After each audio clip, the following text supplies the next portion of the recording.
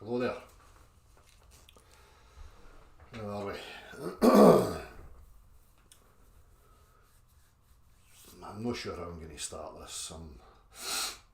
To be honest with you, I struggle now to have any sort of desire to come on YouTube and interact with people. It seems that so many people are just hell bent on, either seeking bias to confirm, their beliefs, or they're hell bent on denying factual aspects of reality in order to maintain their belief. I start to view it as kind of fruitless, to be honest with you, and I really am struggling to have any sort of motivation. And again, I'm seeing so many people want to go and have chats about this, and no disrespect to anybody, but sometimes, these conversations are being had with people who don't really fully comprehend, don't have the articulation skills to do this justice, and it kind of disheartens me a little bit. But again, I'm not judging anybody in that regard. I'm expressing how it makes me feel, and why I lack the motivation to come and partake in it. Not only that, globe earthers are, daft, and flares are just as daft. I seen recently there's a whole pantomime going on about a sun observation, and the amount of derp has caused me to put teeth marks in the back of my chair for the amount of cringe that I do not want to be associated with in any way, shape or form. These people do not represent what I represent, which is a truthful inquiry to my reality with no bias. I have no bias. I do not care what the earth is. I have no wish, want, desire for the earth to be anything other than what it is and what it presents itself as. It's as simple as that. This pantomime that's going on with globe earthers and flat earthers is, as I say, there is literal teeth marks in the back of my chair. There's so many people have been influenced and affected by propaganda. So many people have sold out to their own egos. They are not operating from true logic, true reason, with a basis and objective inquiry. It's absolutely astounding, and it kind of made me step back for a wee second and realise what the fuck I have been, surrounded by for this amount of time. Sometimes it just takes certain incidents to happen for you to have a bit of clarity. As I say, this for me, any discussion that I can have with people, regardless of the topic, can be calm, mannered, rational, logical, and I can always get to the root of any problem. Any problem. I'm not saying every single question and every single thing that we don't know, but the majority of the time, if there's an issue, the way my mind operates, I can get to the root of it. What I'm seeing now is people are not interested.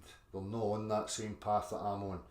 And I think, it's twofold. I feel a bit of disappointment in regards to this part of the topic, but I also see it as a gift, because it's brought me some clarity, and it certainly has separated the wheat and the chaff.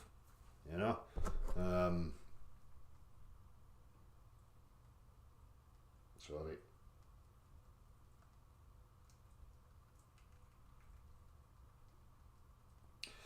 Sorry, just hold that thought for a wee second. I've just been interrupted briefly. I'm going to be 2 minutes. I'm going to be, just bear with me.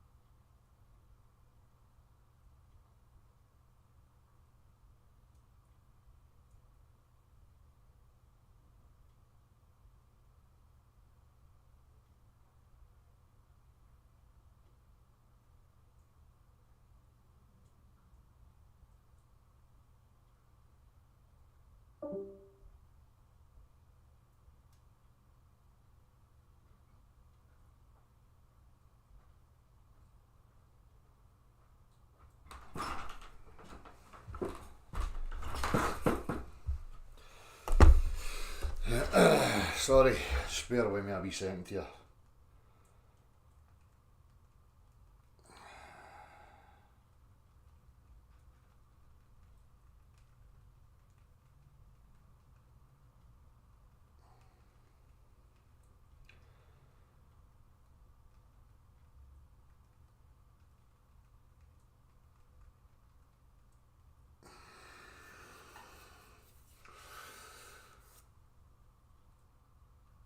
Right, so where was I? I was fucking whining and moaning about, the Flerf and Glerf Brigade.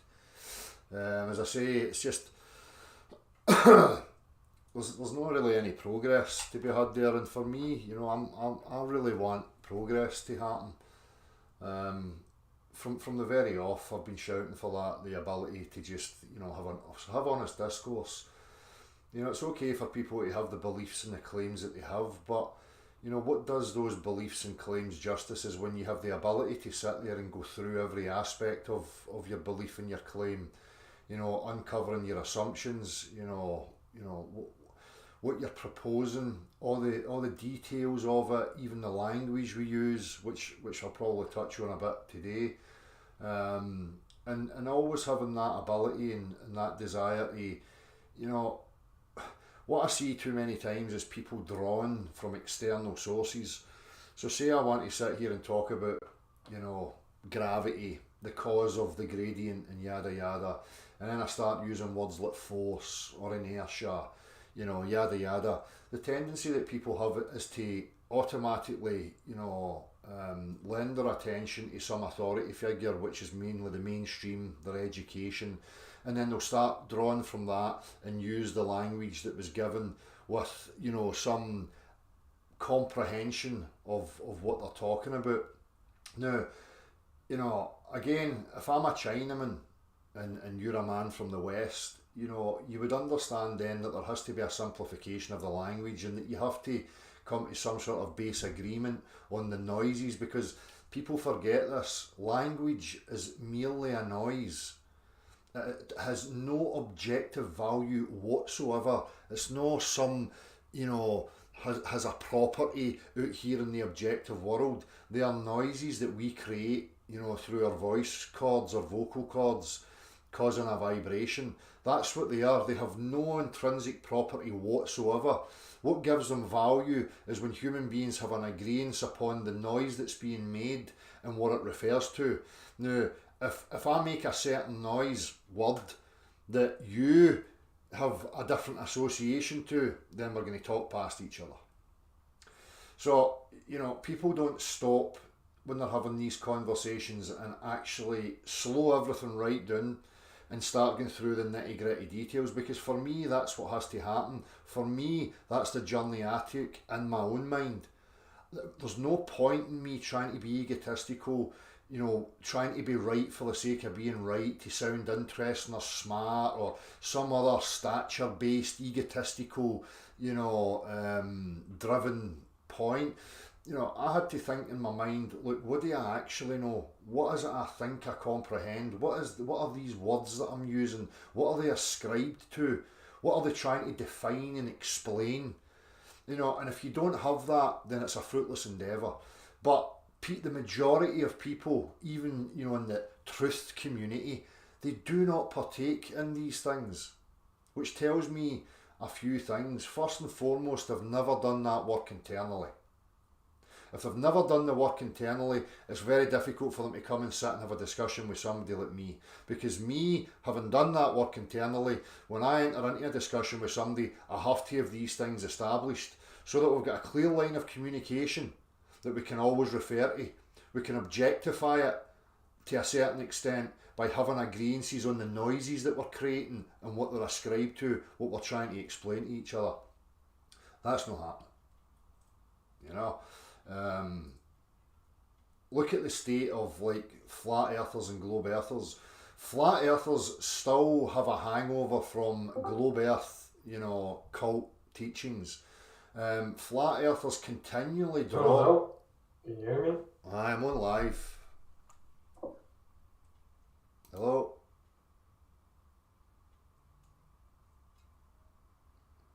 Hello? Hi Nellis, I'm on live, mate. Ah, no worries. Alright, mate. I'm just going to put this back in mute. In fact, I can leave that on. As I was saying, you know, you see this with flat earthers, they continually borrow from globe rhetoric. They don't comprehend that they're still playing globe earth games. You know, we spoke an extent on this channel, you know, many years ago about the separation of the visible world and the tangible world. Now, you'll still hear flairfs trying to argue with glerfs about optical phenomena. Oh, I can see too far, or that's refraction, that's this is that, I can see a ship, no you can't, there's a bulge, and you know, they never sit and talk to each other about what it is they're proposing to each other and what it is they're actually talking about. You know, like in those examples, they're talking about the visible world. They're not talking about the objective world and how it actually is. They're talking about how the world appears to them visually. Right? So they go round and round in circles endlessly. Hello? Nellis? Yeah. I can hear you saying stuff, mate, while I'm talking. Is you trying to get my attention there? Nellis? No, I'm just saying, you know, affirming what you're saying. Ah, right, okay. It's throwing me when I can hear that because I keep thinking somebody's trying to chat to me, mate. Well, I'll put this on mute and you can just listen to it on YouTube. That'll make it easier. Yeah, sure. Cool.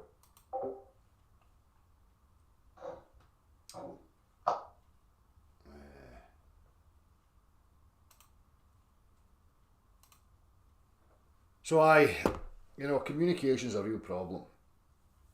You know, and if I say something like force, you know, I've got a little snippet here. Again, this is one of the things that disappoints me. I heard Nachiketa having a conversation with Daniel Pratt. Now, I put my hand out to Daniel Pratt a couple of years ago, and Daniel Pratt, you know, said he wasn't interested, and now all of a sudden he's back trying to have that discussion and thinks he's got points to make. Then, you know, well, why not come and speak to me about it? Let's have the discussion. I'm always open for it, but yet I never get any, you know, none of these people seem to want to reach out to me to have the discussion. But, you know, and again, somebody like Natch will quite openly admit he doesn't have the full comprehension, he doesn't have the full articulation skills, but these people will want to go and have a conversation with Nachiketa about it. Knowing fine well that he's adamantly and openly admitting that he doesn't have a full grasp on it, nor does he have the full articulation skills in order to do it justice. So, you know, where's the integrity of these people?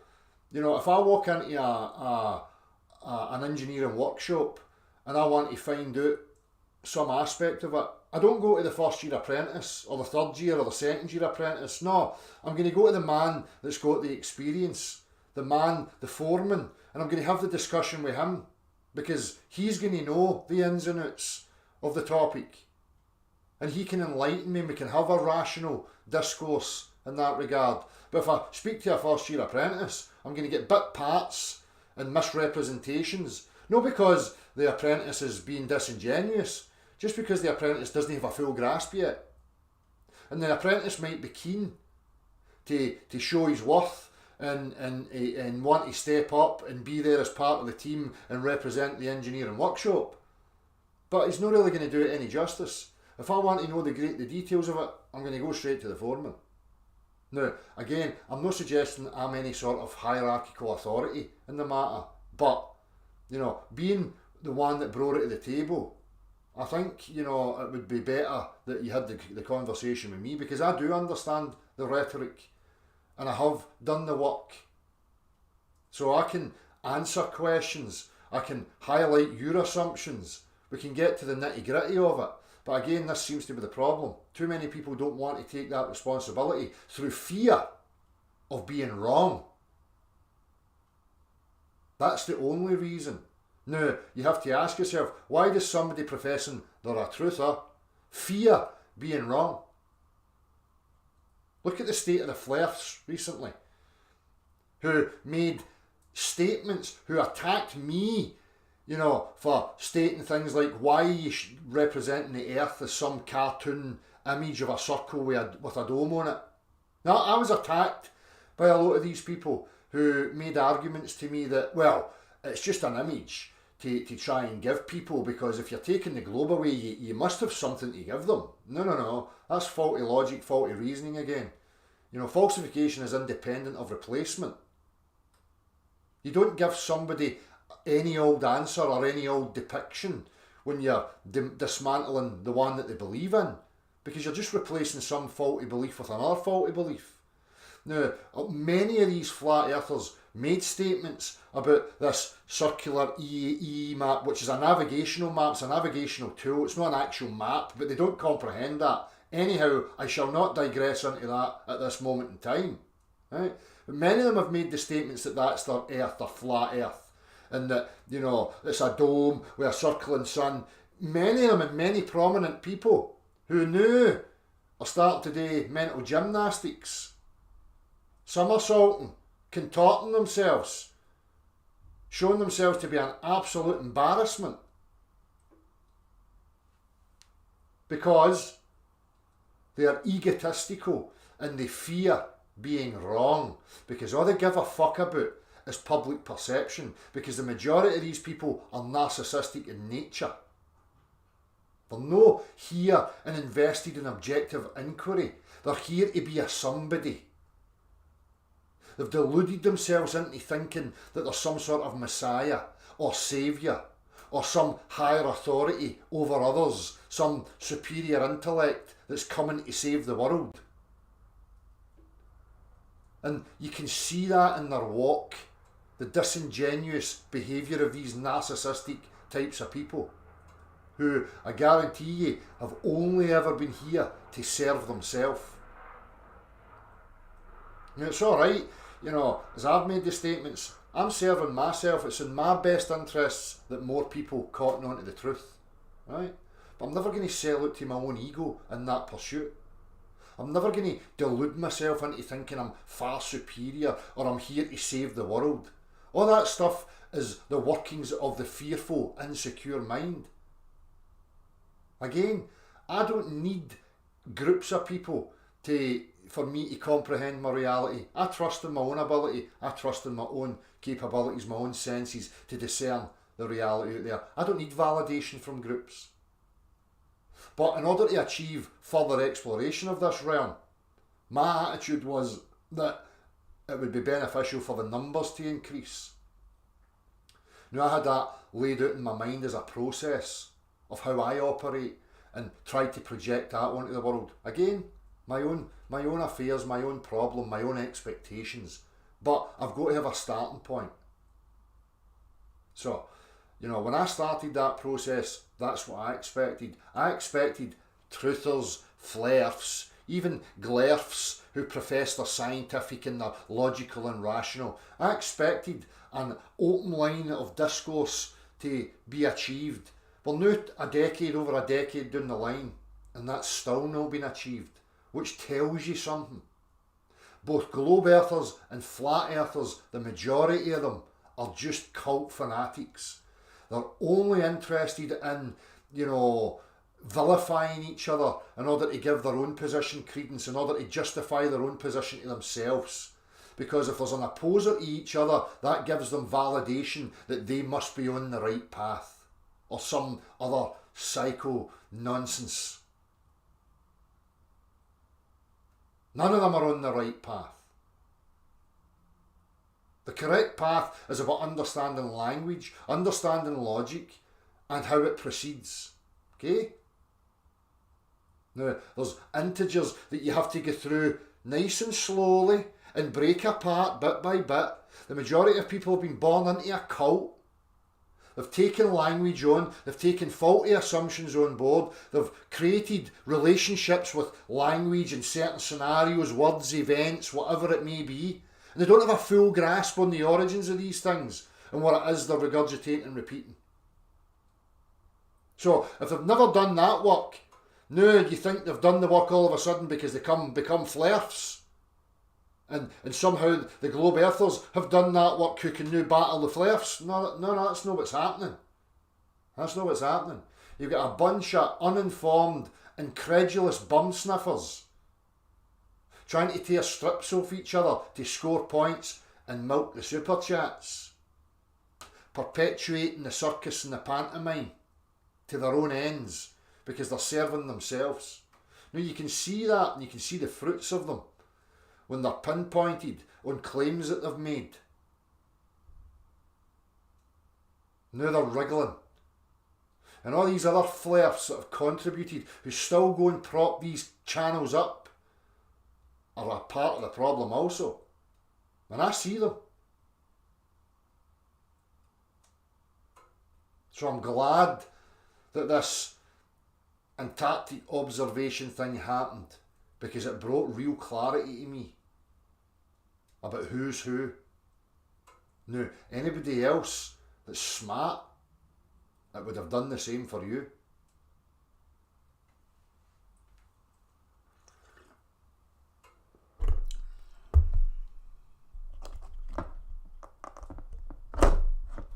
Well, Rom, that's one of the things that I'm going to bring up here. I'm going to talk a wee bit about force, and I'm going to talk about inertia, because this is the problem that I was referring to earlier, where people just borrow when it suits them. They cherry pick when it suits them, you know.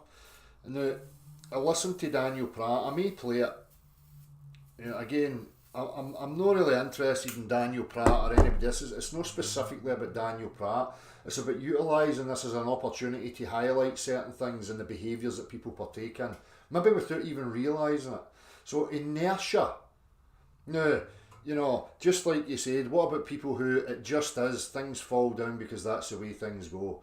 Now, if you go to mainstream and you try and have a conversation about inertia, there's, oh, let's borrow from Newton. Newton states that an object in motion will stay in motion unless it's acted upon, and yada yada yada. There's so many base assumptions in these things that have never been established. First and foremost, nobody has ever observed an object perpetually in motion indefinitely. Okay? Secondly, when we talk about inertia, the mainstream model tries to ascribe inertia to a property of matter. That being that inertia, or resistance to motion or resistance to change, is some inherent value or property of matter itself. Now, that's preposterous, because we know and we comprehend for a fact that matter is inert, it is dead, it has no volition, it has no ability to do diddly fucking squat. So, if matter moves, we understand that there's an external influence on it. Okay? If matter resists that motion acting upon it, then we must conclude that the resistance is also due to something external to the matter. Now, I would have that conversation with people, and we could sit down and we could lay it out, and we could use a diagram. They could draw their position for me, but they're going to have a real difficulty because they are not rooted in the objective reality the same as I am. Now, I can insist that if matter resists motion, it's because there's an external cause to it. Because to say the opposite, that matter resists its own motion, is the very same as saying that matter can cause its own motion. It's absurd. Now, just because we don't have all the answers to certain phenomena and things in the way they happen, does not negate the position, because it's logically consistent and it's backed by practical reference. So when I say that when I let an object go, it's experiencing a deceleration. Now when I say that, I'm not saying there's a force acting on it in that direction, because a force would denote that it has a vector quantity, that it's acting in a particular direction. Now, when I move my hand through a body of water and I feel a resistance, the resistance is not happening in a particular vector. It's everywhere. Doesn't matter what way I move, up, down, left, right, I experience a resistance. So we understand from that it's an external cause of the resistance. There's inertia there. There's a friction, if you like, caused by the external aspect. Now it's the same when I let that go. When I let that go and I say it's a loss of momentum, and people say, well, you need a force, because if it's slowed down, there must be a force. Well, a force would denote a vector, a magnitude, a directionality. That's not what I'm saying. Eh? If you deny that there is an external factor, we can go to examples. Now, if I put you on a sled, okay, you've seen these speed sleds trying to break the sound barrier or whatever. If I put you on one of those sleds and let it go and it accelerated to 600 miles per hour, you're going to be plastered onto the back wall of that thing. You have to ask the question, why are you going to be plastered onto the back of that thing? Because of inertia. Because of resistance. Okay. So if I'm sitting on the sled and it accelerates, and I feel this spreading of my face and my cheeks, my internal organs, my blood flow, right? We ask the question, what's causing that? Now, mainstream science is going to say, well, it's inertia, it's the resistance of your mass to acceleration. So they're going to invoke that just my mass alone has the ability somehow, without any real articulation, even a diagram drawn how it works, it's just taken verbatim in a statement. Yes, the matter resists. What's causing it to resist? Because the matter cannot resist by itself. There has to be an external influence there, which is part of the mystery. Okay? Now, before we even get to that, we have to comprehend why we came to the position in the first place. And that's going to bring in the little interaction with Nachiketa and Daniel Pratt. Because, again, people like Daniel Pratt want to sidestep and avoid the objective parts that are right in front of them and jump to some other part where there is no full answer yet, although we can qualify our position through practicality, logic and reason, backed by practicality. But they, people like that, want to jump to somewhere where they think they've got a gotcha that negates the initial part. And that's not how it works either. That's no rational, that's no logical either. Nobody is under any obligation to have every single answer to every single question. All that we can do is utilise the methodology of our reasoning, of our logic, and what it's ascribed to. What is it backed by? Is it backed by conceptual imagination? Is it backed by practical reference? Yada yada. Okay? So there's a process to this that we have to get involved in. But we can't have that because we've got emotional knee-jerk reactions of people like Daniel Pratt, who has an emotional investment in a particular belief. So he can't really come to the table and just have the rational discussion because he's too emotionally charged and invested in some fantasy physics.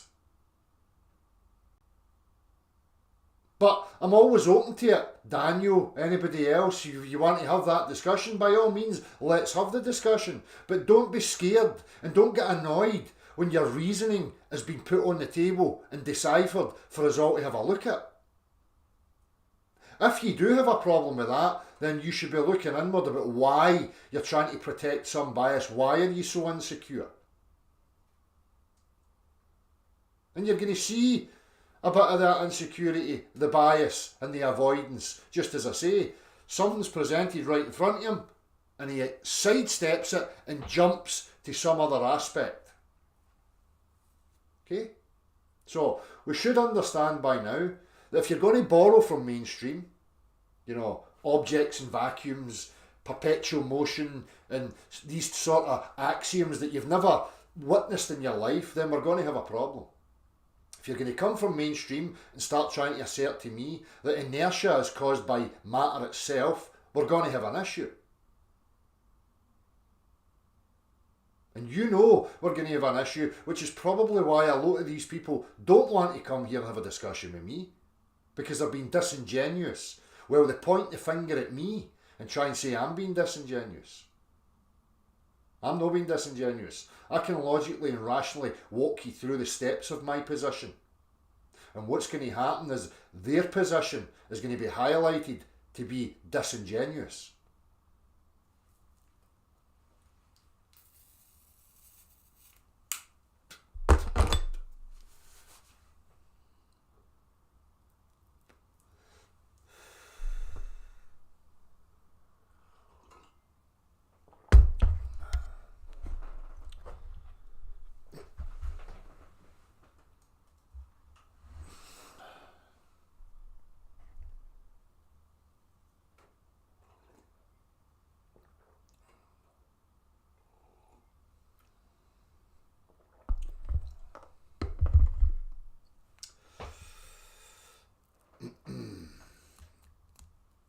don't know how anybody else is feeling. People like Ken, listen Ken, mate, I can't be arsed with your internet trolling nonsense, son. You prance about fluffing your feathers like you're some sort of fucking stud peacock, mate. And then when I'm here, you don't want to come and have a discussion with me while you sit there and act as if I'm egotistical and this, that and the other. I've expressed myself with clarity and honesty and you know, the position that I'm at. Right? People like you're not interested in progress. All you're interested in is trying to take a slice of the pie and profess yourself to be some relevant aspect. Listen, mate, if that's your game, have it all. Have all the pie, because I'm not interested. I ain't interested, son. If you want to have discourse and progression, then have the dialogue with me directly. Don't keep sitting in my chat slandering me and misrepresenting me. Right? If you done that to me in reality, sunshine, you know fine well as a man, we're going to have a fucking problem. And I can't be asked with this, oh, it's tinterwebs, bollocks. I don't live in some imaginary tinterwebs. I'm just a real guy in the real world. And everything's the same to me, whether it's on the internet or in real life. I'm going to fucking treat you the same. So stop being a wee bitch.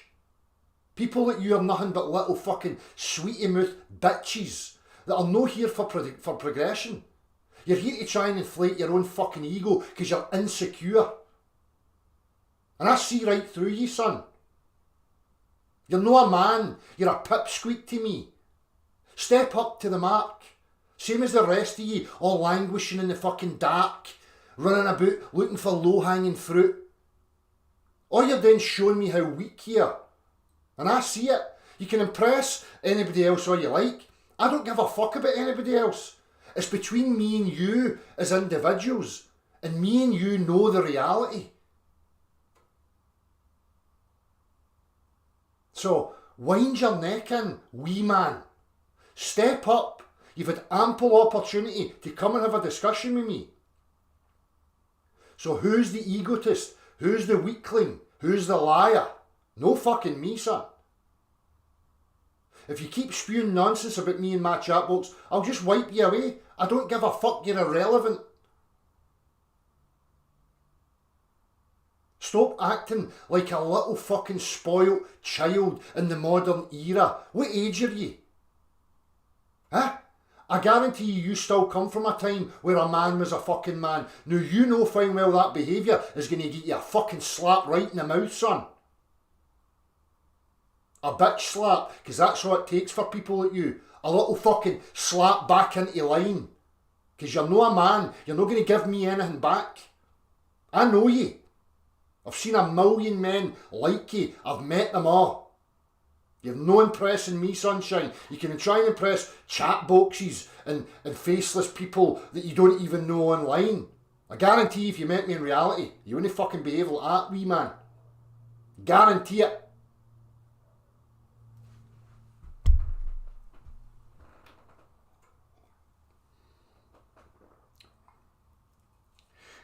My accelerating earth. Where do you get resistance in your accelerating earth? The matter.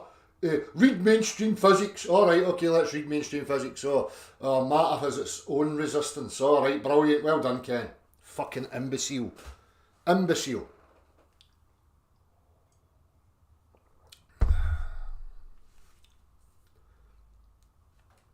I've never spoke to you, Ken. Get in here right now. See what I mean? This is how insecure he is. Trying to score. Listen, mate. You're a fucking absolute shit stain. A wee fanny. I'm here the now. The same as I have been every other time you've appeared here. And you run about professing you're this, that and the other. I'm here right now. I invite Ken Langaloy to step up to the mark and have a discussion with me right now. Instead of running about making up nonsense and professing he's won. What have you won? Who are you trying to impress, wee man? Pathetic little cunt. Cunts are useful. You're not even that useful, so I shouldn't call you a cunt.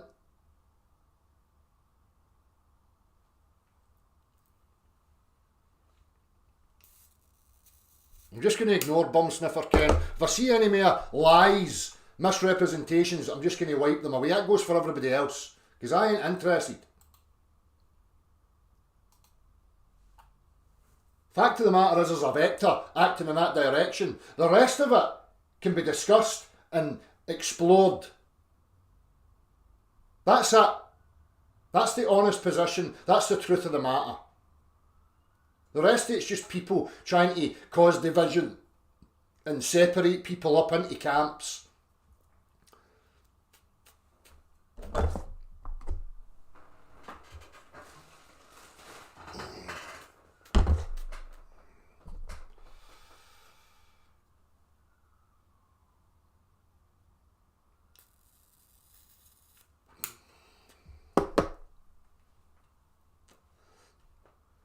What is all this about somebody going to prison? Listen, see if you're doing all that in my chat box and trying to out people for their past and whatever else, you can go and take a fuck to yourself either. Because it's not about that. It's not about personalities either. So who the fuck was in 4 years in prison and what they done to their sister? I couldn't give a fuck. Couldn't give a fuck. That's what's wrong with our culture. Our culture's built on sweetie mouth mentality. Old bitchy women, bitter woman, sweetie mouth mentality.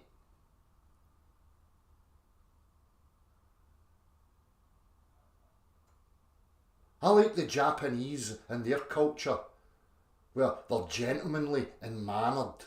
And if you're caught running about misrepresenting and lying about people, or even if somebody has done something and they've been punished for it, and you try and bring it up and use it against them in, some later time, you're getting done for it. Our culture's as weak as fuck because it's founded on bitchy, sweetie mouth mentality. And these people that think they're men run about partaking in it. You're no a man. No in my book. You might have the biological makeup of a male, but you're certainly no a fucking man.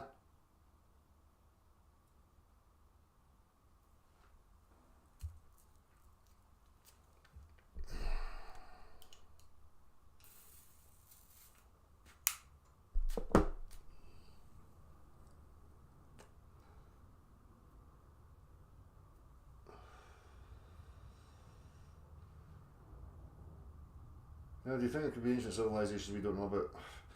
Graham, listen, all we have is stories, right? There's like objective aspects of, buildings and certain things that are there, like, trinkets and tools maybe, but the majority it's just stories. And I'm not really interested in stories. I've done my years of thinking I was going to find some truth about trying to uncover what an ancient civilization said or what this guy said. I'm done with all that. It's fruitless. It's useless to us. We live now. I don't know what benefit I would have of trying to decipher and uncover what some ancient civilization was up to, or whether there is an ancient civilization. Maybe there's an ancient civilization that lives out in the middle of the Pacific Ocean. I don't know. Right? I do not know. There's a million people on YouTube willing to tell you about ancient civilizations and yada yada. I don't know. Right? All I know is that I was born, I became self-aware, I started to look around me and ask what the fuck is going on here. Now, the contents of the room, that being, people that have lived before, the stories they wrote, the narratives that are spun, all the stories about our existence and blah blah blah and what went on in the past, and they're irrelevant to me. Because I never lived in those times. I live now. And all those things are contents of the room. Fabrications from the minds of people. What I'm interested in is the room that contains these things. I could spend 10 lifetimes trying to uncover what Joe Bloggs really said 1,000 years ago. I could spend 10 lifetimes trying to figure out what my next door neighbour actually said 2 days ago. What use is any of that to me? What is the point of any of that? When are people going to realise that all that sort of stuff is a massive distraction? Because what should be prominent in your mind is that, what is this room that I find myself in? No! Look at the toys in the room. Look at the wee fluffy shiny in the room. No. What is this fucking room that I find myself in? That's where my mind is. That's what's important to me. That's what's relevant to me. Now, the way I see it, that's what should be relevant to every other fucking human being. Because the bare bones of the fact of the matter is, no human being knows why they exist, how it came to be, and the most important thing, they don't have a fucking clue where they are. Now, I've used this analogy a million times, but it makes the point. If you were kidnapped and taken to some place and put in some sort of confines, and you found yourself in the confines of where the kidnappers had taken you to, the first thing on your fucking mind is trying to establish where you are so you can get out. Now, what are you going to do?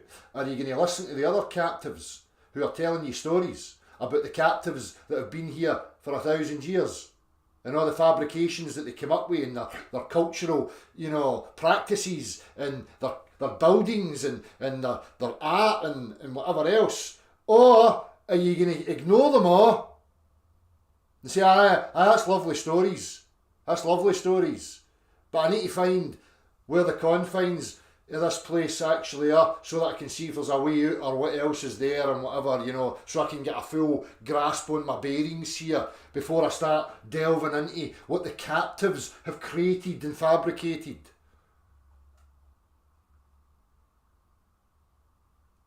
So I know I digressed into that, but it's a point that I feel needs to be hammered a little bit because too many people, don't really grasp that they're in some sort of kind of, hostage situation here.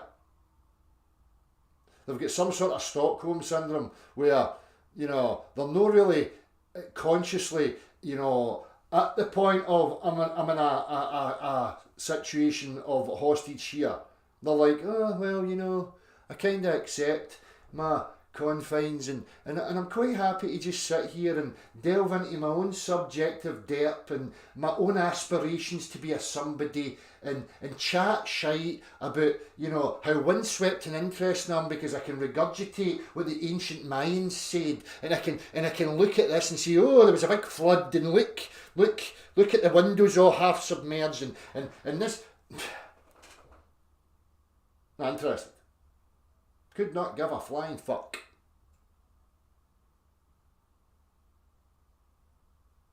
Now, I know that might sound harsh, but that's the reality of who I am. I spent many years investing myself into all manner of investigation, which really was just distraction from the prominent questions, which is, where the fuck am I?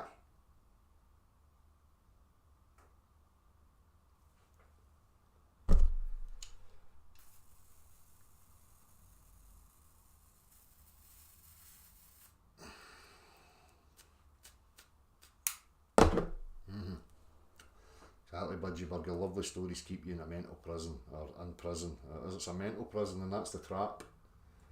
This is why we're surrounded by attitudes of news, sticking your nose into other people's business, making relevant history, making relevant, existential stories, how we came to be, what the cosmos is, what it all means, what are the ethic and morals and the implications and where do we get them? It's all people trying to come up with nonsense to avoid the very fact that human beings have never fully established where they actually are.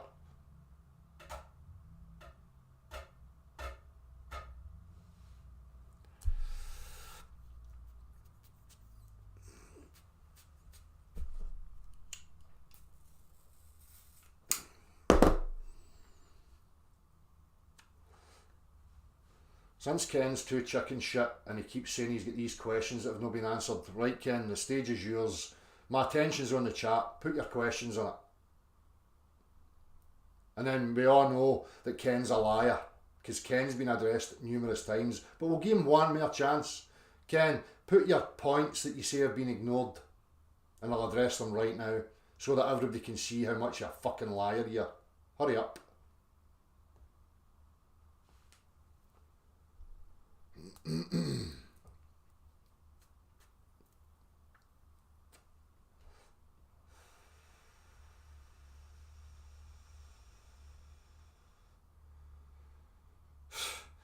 So I switched on my computer and now I'm in a cult.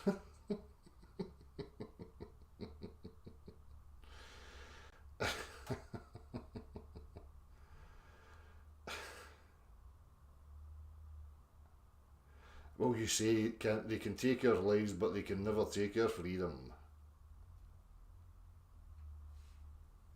Exactly, Natalie. But, you know, I'm allowing them to slander me in my own chat, you know, because apparently I'm censoring him and stuff while he sits there slandering me. I'm just letting him expose himself, and then I'm going to fuck him right off once he's made an absolute cunt of himself.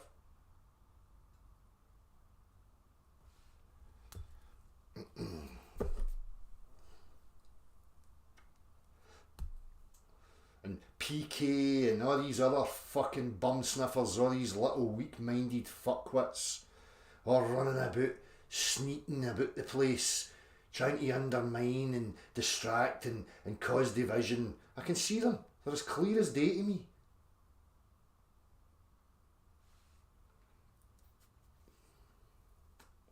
You're claiming deceleration without displacement.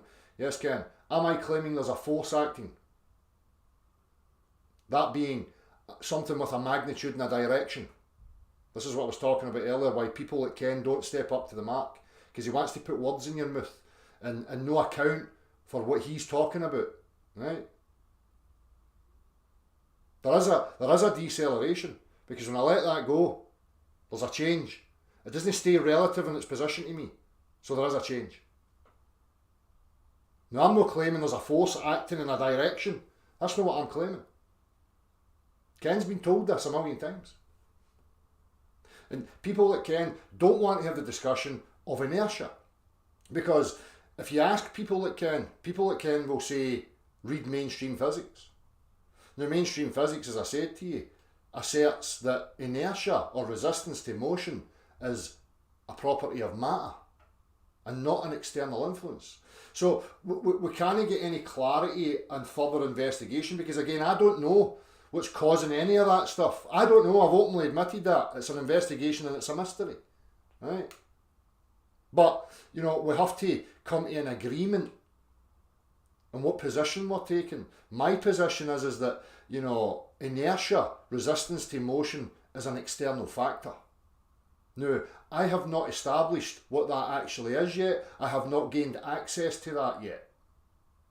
I'm taking that merely on the position of practical reference, and that's my logical steps, because, again, as I've asserted, matter cannot move of its own volition, ergo matter cannot slow down of its own volition.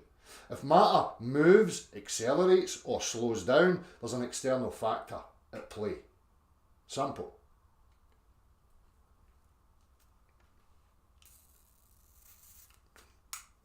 You're claiming that without Earth's vector there would be displacement at a constant. Where's the demonstration of that?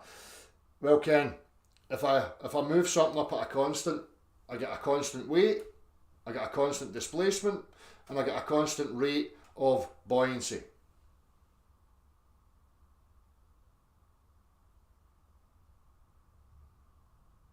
And it's not what I'm claiming would give the displacement. The displacement's happening because as Earth moves, all the matter that's here, air, water, solids, have inertia. In my position, that's something acting on matter externally which causes matter to resist the motion. Now let's have a look at your worldview. And this is why people like Ken don't step up. Because Ken will try and negate my position of an external factor by saying it's woo-woo, right? Now I'll ask Ken, in his accelerating Earth reference frame, what gives matter weight, resistance? Let's see if he gives us an answer. I've answered Ken.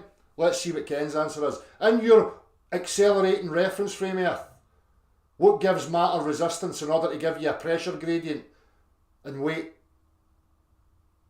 Why are you trying to redefine? Who's trying to redefine inertia? Inertia's a mystery. I'm just not taking it from the mainstream because it doesn't make any sense to me, Ken. You, however, are just adopting it blindly, and I'm asking you questions to justify your position that you will not answer. I'm still waiting. In your model, Ken, what gives matter resistance? Answer the fucking question, son. This is the last time. If Ken doesn't answer, I'm answering Ken. Now, if Ken doesn't answer me, he's getting fucked off, and he can run about like a pigeon shit in a chessboard all he likes. I'm just going to forget about him because he's irrelevant. Ken's that deluded that he thinks because he's given attention right now that somehow I've got him in my consciousness. It's just because he's here the now. As soon as I switch him off, I don't even give a fuck if Ken exists or not. So answer the question, fuckwit. In your idiotic worldview, what gives matter resistance? Weight is not an inherent property of matter. Try again, son. See what I mean? How fucking thick Ken is. He's a fucking imbecile. Weight is not an intrinsic property of matter. You fucking idiot. Try again. See what I mean? See how incompetent, illogical, irrational, and downright ignorant people are. What a fucking buffoon. Just exposed himself to be an absolute clown. It's like listening to Flatzoid. Ken's like Flatzoid. Matter resists because it's weight. What's weight, Ken? Is weight an inherent property of matter? Is weight an inherent property of matter?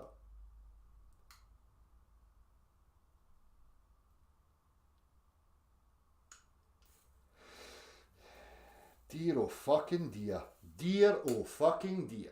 This is what happens when you don't do the work, you don't think with clarity, and then you come here and make an absolute cunt of yourself.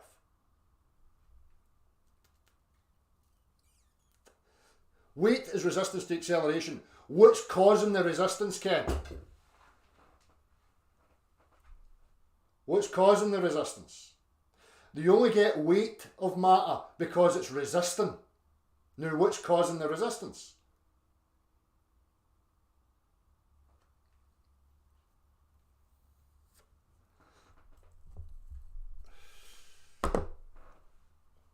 It's funny because if I actually accelerate a weight, say I've got a little block that's 1 kilo, and I accelerate it, guess what? Weight increases. So how is the matter now increasing its own weight? I'd love to hear it. I'd love to. The fact of the matter is people that kind of just not smart enough to engage with somebody like me. And that's the problem. That's why he's languishing in the fucking chat box. Because he's an imbecile. Imagine a grown-ass man trying to come and tell me that weight is an intrinsic property of matter. And not only that, that this intrinsic property causes its own resistance. Yet, when I accelerate it, its weight increases. So how does that work? Does the matter know that it's being accelerated and cause itself to resist more? What are you talking about, son?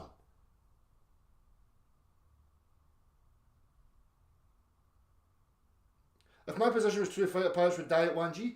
What are you talking about? What the fuck are you talking about? See how he just jumps and doesn't account for his nonsense? That's your last chance, Ken. Everybody's just seen how fucking retarded you are, son. Retarded. Away and hang about with Flatzoid and the rest of the flares because that's your mentality, sunshine. What a fucking clown.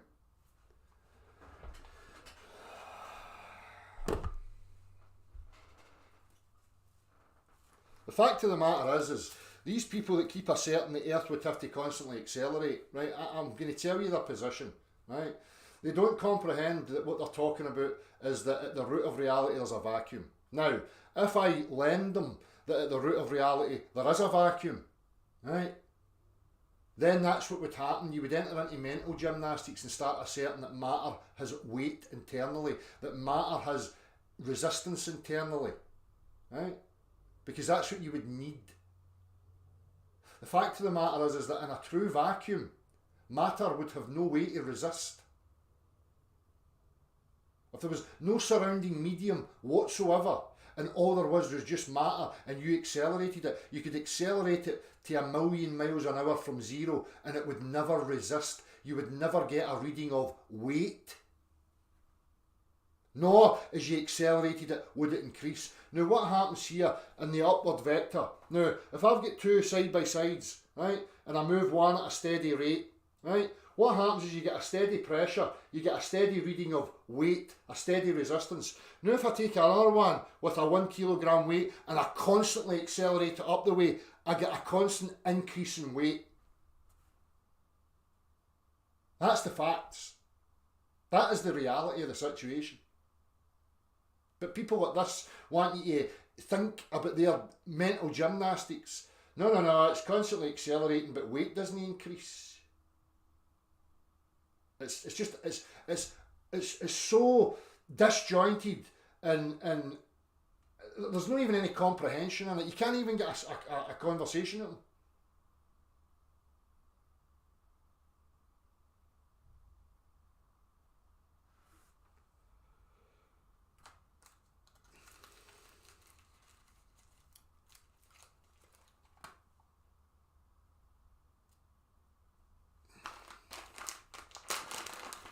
That's right, bruv. A man in a shed can dismantle the whole fucking nonsense. That's right, it's great, isn't it? Just because you're a wee cult fanatic that wants your priests to be right like some religious fucking lunatic, you know? This dipshit thinks that because the cult gives pass marks to other cult members, that must make them correct, because this is the kind of logic that you're dealing with. This is like globe earth logic.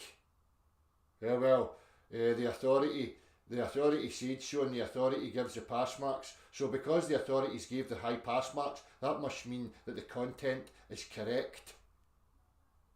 Because that's how my retarded mind works.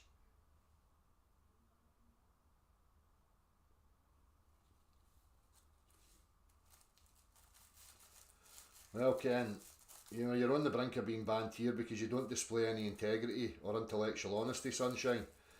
You know, you're too chicken shit to admit that, you know, matter doesn't have an intrinsic value of weight, and that matter doesn't have an intrinsic property of its own resistance either.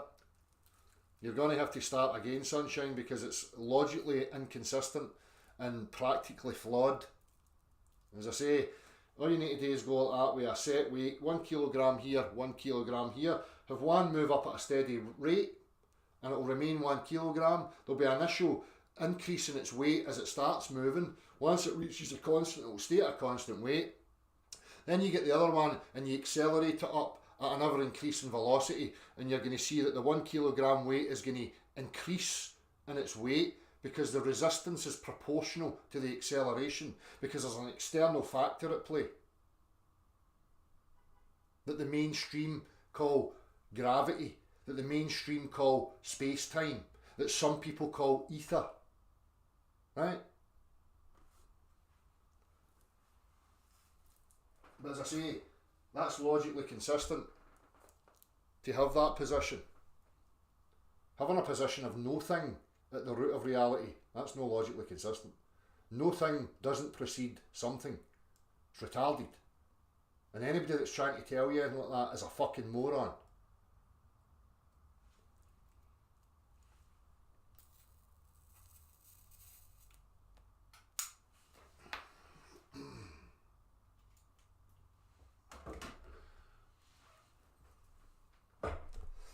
So if we take it, you know, the little steps, you know, when we talk about force, as I say, you know, the steps up to this was in relation to globe earth claims and flat earth claims. Globe earth claimed downward acceleration due to gravity, yada yada.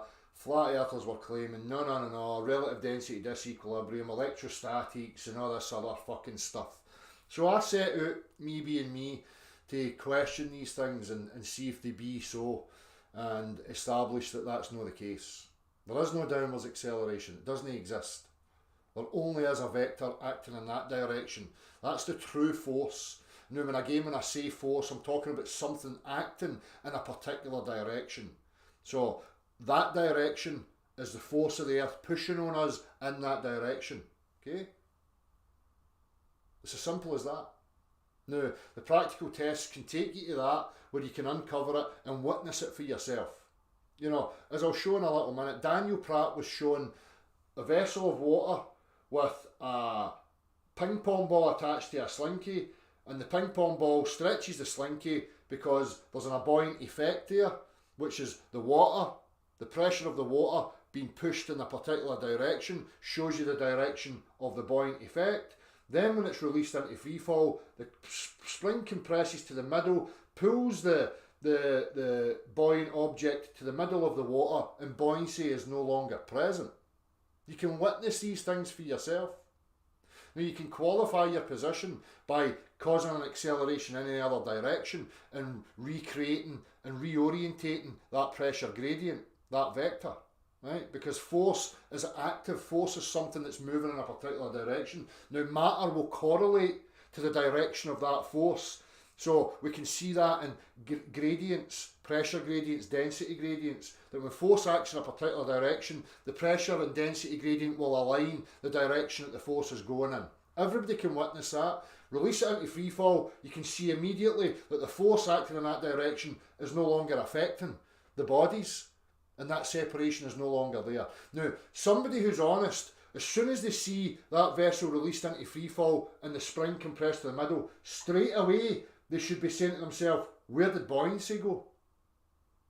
Now, if you ask yourself, where did buoyancy go in that scenario? Then you're going to start to uncover what's actually going on. Because if relative density disequilibrium were true, then when I release that bottle with the spring elongated and the ping pong ball at the top of the water, the whole system, according to their claim, should all accelerate down uniformly. But we don't see that. We see a change. We see a displacement occur. The displacement is that buoyancy ceases, density ceases, and the only force in the container is the spring trying to contract to its original position, so it does it equally to the centre. Now, anybody that witnesses that, who's claiming that they're intellectually honest and have a grasp on practicality and mechanics, should be asking serious fucking questions, because the implications of that are absolutely clear to what is going on.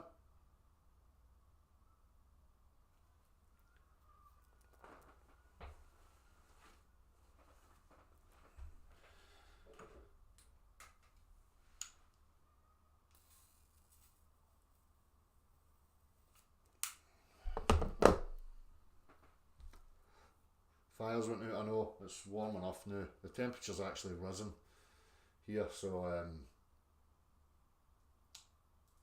it's not as cold as it has been, to be honest with you.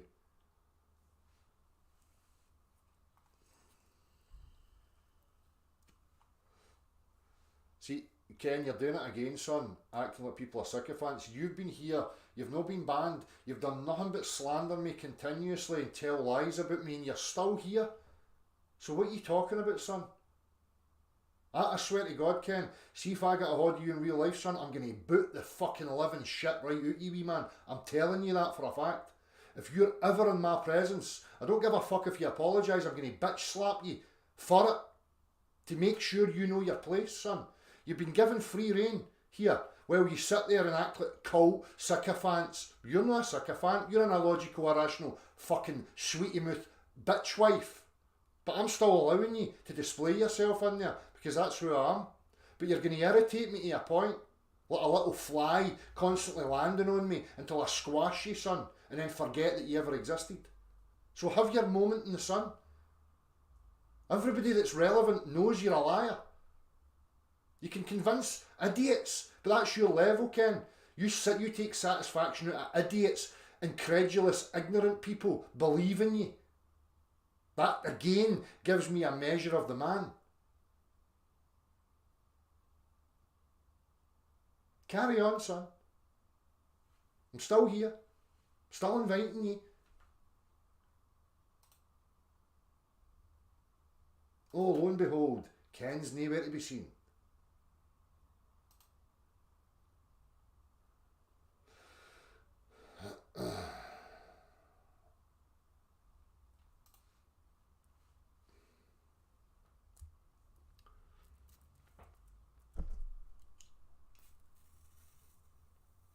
And look what happens. People like Ken don't take up the reins, and push the objective parts. Again, there's parts of the investigation that have still to be uncovered. They want to come round and nitpick to cause division, while we've got a whole pantomime and circus going on, right? That's subverting and diverting everybody's attention. We're here offering practical real-world physics that every single person can demonstrate, that requires no faith in any other personality. You don't have to like personalities. You don't have to trust anybody. But that's being pushed and brushed under the carpet. And some nonsense about intangible phenomena and optical models has been pushed to the surface and made relevant. And all these flares who think they're intellectuals and truth seekers and saviours and all this stuff are all partaking in it. Well, practical physics that's showing you the light right in front of you is fucking being ignored. And people like this fucking bum sniffer run about trying to score points to elevate their own ego.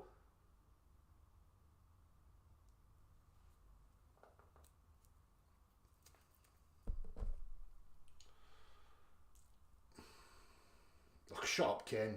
Mate, listen again, I live in the real world. I'm not an internet fucking want-to-be, mate. I guarantee you, mate, you would be out cold in a blink of a fucking eye. And I don't need to back myself up. I'm just telling you the facts, sunshine. Blink of a fucking eye. Now, I'm not here to do battle with some little fanny. That's the last comment I'm allowing you, Ken. It better be on the topic now. Now again, Ken, last fucking chance. If it goes back to your emotional derp, right? What causes resistance in your worldview, Ken? And don't say weight, because weight's not an intrinsic property of matter. If you're going to assert that weight's an intrinsic property of matter, justify it.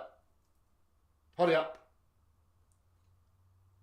It's no a threat of violence, Ken, to avoid. I've answered every fucking point. I'm talking to you as a man, regardless of the topic. Speak to me like that, misrepresent me like that, I'm going to punch your fucking mouth right in, sunshine. That's just a fact. I dare you. Jump on a wee fucking plane, sunshine, and come up and test it. There you go. If you don't believe something, practically test it. I fucking double dare you to fucking test it for yourself. Same to anybody else. Test yourself if you like. But I'm warning you what's going to happen.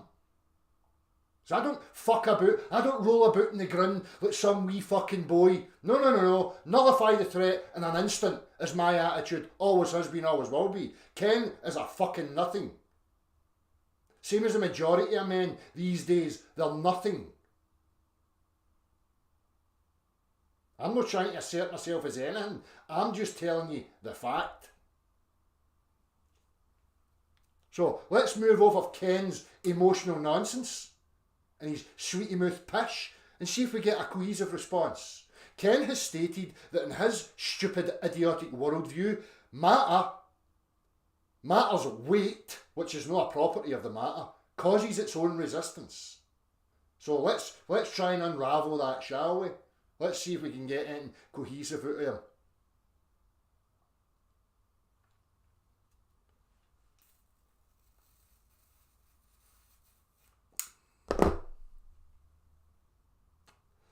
Celebrity boxing, Ken versus Dale. It would be a waste of time, because Ken would never show up. And if he did show up, everybody would be disappointed, because it would be over in the first 10 fucking seconds. And I would make sure there was no gloves involved.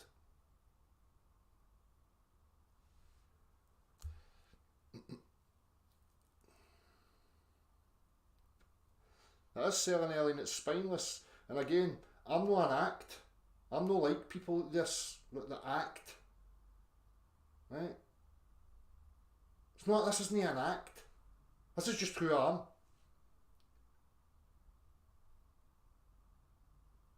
And I would expect the same from any other man. If I went to some other man's house and started giving it that, I would expect a slap to come my direction, and I would deserve it. Because you don't go into another man's lair and start spouting your gums and lying and acting like a wee fucking bitch. No, in my world. That's not the world I live in. The world I live in, you don't behave like that because there's consequences to it. This is an extension of my home that I'm allowing people to come to. People that can.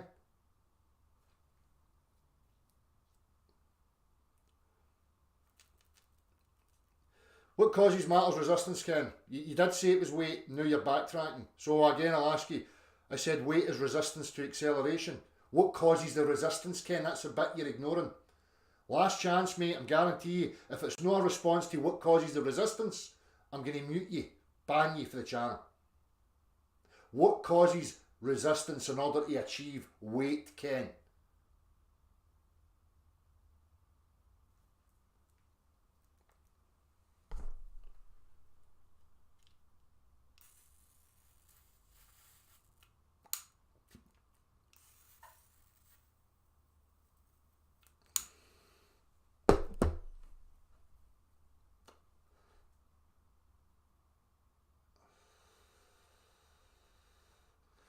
Yes, there is zero credibility so far, Realm Walker. I'm always open for people to rectify their nonsense. But we'll just sit here and we'll expose it.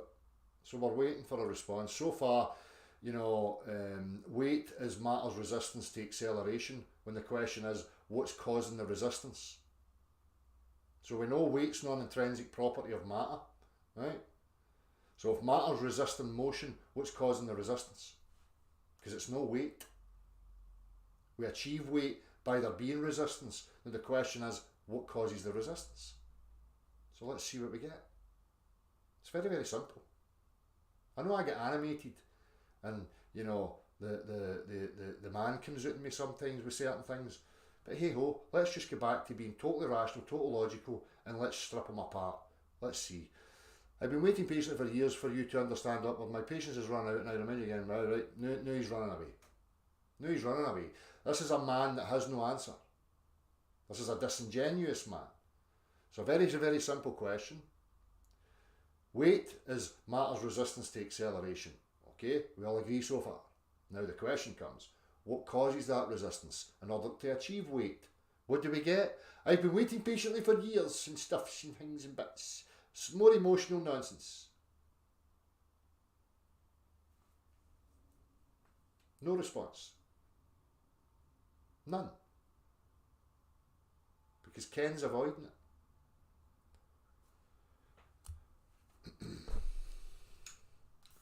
Cheers for that, Ken. Everybody knows now not to take you seriously and just to laugh at you. From now on, laugh at Ken. Because that's what he deserves. You'll never get a cohesive conversation out of somebody like that. And if you have the ability to just comprehend the topic and ask the succinct questions, you'll expose them. And they will quite willingly expose themselves.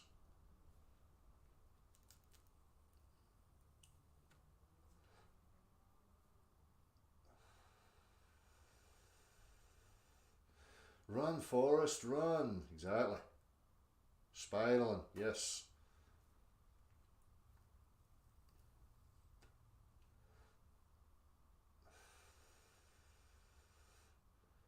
It's not about Ken, giving energy to Ken. It's about highlighting disingenuous content from people like Ken. Ken's irrelevant. Ken's a useful idiot. Don't think that Ken's the relevant part of this. Ken's not the relevant part. It's Ken's content that's relevant, and people like it that represent this content. That's what matters.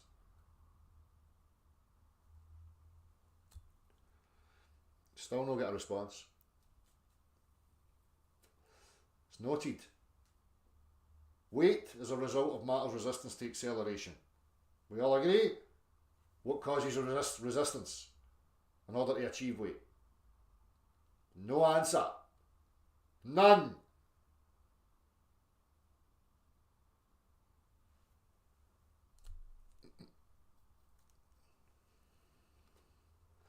Good on you, Ken. That's brilliant. Well done. Look, he's now appealing to some numbers thing. Again, showing how illogical he is. Let's just let him keep hanging himself. Let the noose get tighter and tighter and tighter. Because what Ken's telling you is, to him, his is a little cult. Because all he cares about is how many members there is. Because the amount of members somehow verifies the position. Because that's how illogical he is. And he somehow maybe thinks that matters to me. The reality is, I couldn't give a fuck about all that. You can have 1,000,000 in your chat if you want, Ken. It's not going to matter to me. I'm still going to be able to tear apart your position. Because I'm smarter than you, son. By a fucking long shot. There's some ego. I know I'm fucking way smarter than you, wee man.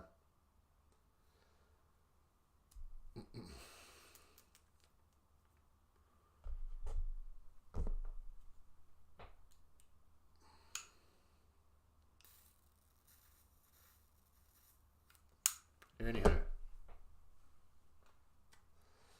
since we didn't get any response, right, we'll move on. We've all seen it now. Let's just let the idiot be an idiot.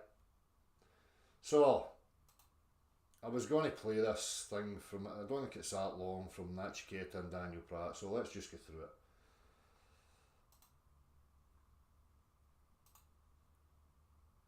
Welcome to my channel. I think it's the first time for us to have a conversation with each other, yes? Yes, sir. Yep. Awesome. Where are you calling in from? Ohio, Columbus.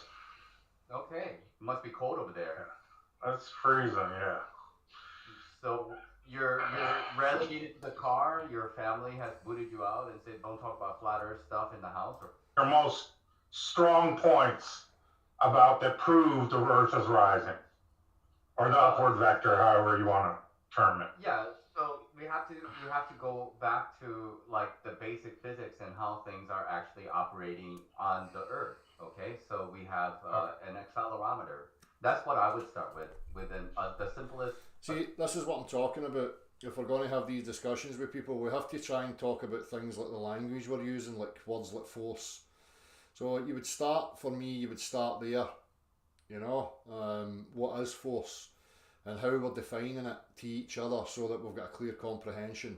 If you want to borrow it from some other, you know, authority, that's fine as long as the two parties have an agreement on what they're actually talking about.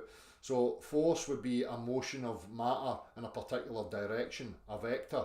So it would have a magnitude and a direction. Okay, that would be the first and foremost that we're talking about.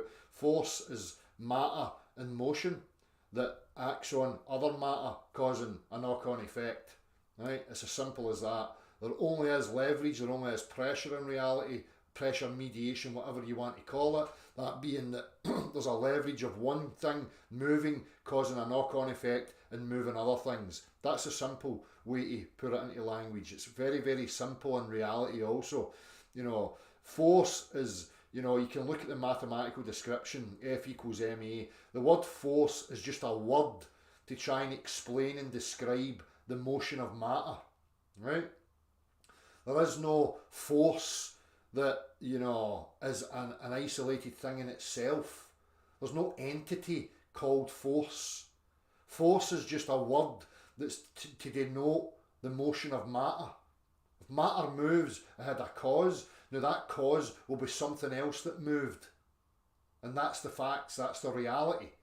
You know, the fundamental principles of science, of observation is change. Now, we use the word change. What does change mean? Something changes, it moved. There has to be motion so that we can comprehend change, right? So if something moved, something made the thing that you observe move. And that thing that made the thing move had to have been moving itself. That's where you start before you even get to an accelerometer. Accelerometer. So you have a water bottle, like you have a clear water bottle, right? So you have a water bottle. It is half full with water, right? So can you move this water bottle? Imagine it's clear, right? Imagine you have a water bottle. I'm just going to skip it because there's bits here that I just want to get to, right? it's being pressed on all sides. Okay. Right? Yeah, that's the camp that you belong to. So Sure. you say that objects just fall because it is trying to find its relative density. The It's object is equilibrium. trying to find of equilibrium. See, these are the sort of statements, you know, matter's trying to find its equilibrium. Again, the absurdity of this, matter does not try to do anything. Matter will only react to whatever's affecting it external. Right? It doesn't try and do anything. This is the sort of stuff I'm talking about in the language and the wishy-washiness. You know, even like water seeks its level, and I'm guilty of this in the past, right? I've used that terminology, but the reality is that water doesn't. It's a colloquial term to comprehend what we're talking about. Fair enough, but when we get into the mechanics of physics and stuff, then we comprehend that water is not seeking anything. Water is reacting to whatever external is acting upon it. Okay, so things don't seek anything. There's effects that happen. There's phenomena that happens because there's external factors at play. That's the facts. So where does buoyancy come from? Do you think? What causes The force. If I put a ping pong ball in water and hold it down and let it go, because the water is more dense, it's the pressure pushing against the outside of the ball will cause it to rise up because see, again, the water surrounding the ball, push on the ball and force it, cause it to rise up. Again, water's inanimate. Now, what's telling the water to push the ball upwards? This is when you start to uncover it. Now, if you've got a ping pong ball and you push it underwater, or a beach ball or some other buoyant object, you can feel a push. Okay? Now, that water, people will say, oh, the water pressure's equal all round it and stuff. Well, it's not really. Because the fact of the matter is the ping pong ball, the buoyant object, moves in a particular direction, which is upwards. Now, you ask the question, what caused it? You know the ping pong ball never made itself move upwards by its own volition. So it's the water. Now, the water, what's telling the water to push the ping pong ball upwards? Because the water can't tell the ping pong ball to do anything. Okay, well, it's the vessel that's holding the water. Cool. But the vessel that's holding the water is inanimate dead matter also. So what's telling the water bottle to tell the water to tell the ping pong ball to move upwards? This is, if you ask these questions, eventually you're going to come down to, well, it's the earth pushing on the vessel, pushing on the water, that's causing the upwards push of what we call buoyancy. There's a vector to that people at Daniel Pratt avoid. it's less dense. Okay. And just saying it's less dense is not a response. Density is not a force. It does not cause a motion of anything. Force is motion, okay, Daniel? So if there's a motion that happens, there's a force at play.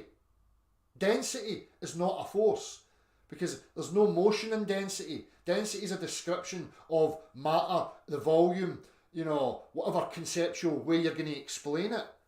But it's not got any powers of motion. And why is that? Why do you think that is that just is, or is there a cause of that buoyancy? What do you think? Density.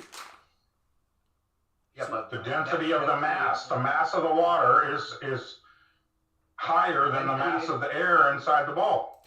But the density of the water, the body of water, is the same in, you know, every direction. But yet the ball moves in a particular direction. So, you know, flat earthers should know this stuff by now, because if a globe earther's saying it to them for years. And this is one of the cringy aspects. I listened to a guy called Planet Peterson having a conversation with Flatzoid, and the guy brought up these very same points, and Flatzoid, being a daft flare, just went running circles and made an absolute ass of himself because they don't have a response, because their position is untenable. It's not real, and it's flawed. Even in its explanatory power, it's flawed because there is no practical reference to support it. Density is not a force. Density does not cause motion of anything. Density is not a force in itself, sir. Okay, I didn't say there was a force. Well, Yeah, there but- has to be a force, because if you're saying the ping pong ball's been going upwards, then there's a motion. So we have established that if there's a motion, something else is moving in a particular direction to cause the motion in that direction. So there has to be a force. If there's a motion, there's a force. But density. Like I would like you to watch this video with me, please. Can you Pressure. watch this video? Pressure. The pressure of the water. Pressure is a force, correct? No, Pressure. no. Pressure you could describe as, well, if something moves and it impacts something else, then there's a press between the two, so there's a pressure there, but one's moving towards the other one to cause that press upon the other, right? But in the case of a free fall, then what you're talking about the pressure or the pressure gradient ceases to be. Let's hear what it says. Okay, where does pressure come from? What causes pressure?